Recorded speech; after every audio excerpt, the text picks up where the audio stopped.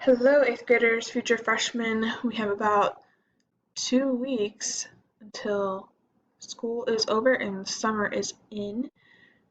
So you'll notice we have this week's assignment, an enrichment lesson, which is optional, and then an end of the year survey. Okay, and then you're done for math at least.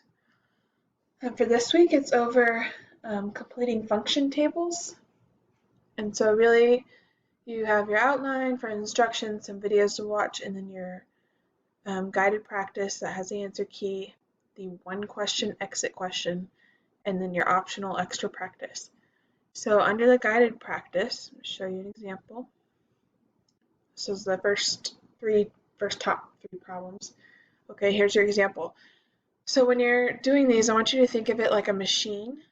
The X number here, you're placing into the X in the function to get Y.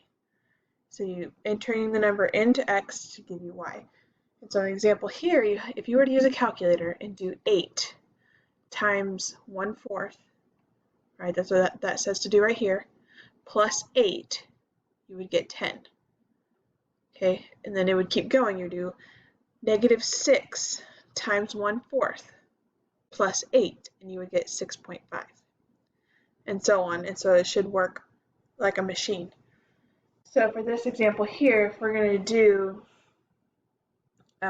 5, right? So it's basically saying 5 and then entering -5 to get your Y.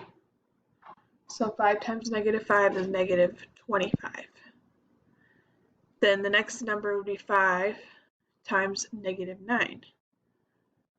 And that would give you -45.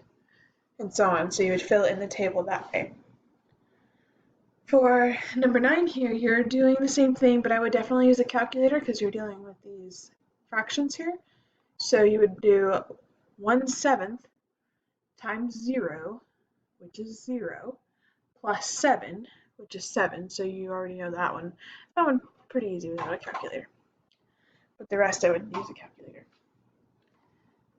Alright guys, so you are in the home stretch. If you're missing a lot of assignments, you need to get working on that so you can have a decent grade and not get an incomplete for your last 9 weeks. Okay, so reach out if you need help, and we are here to help you.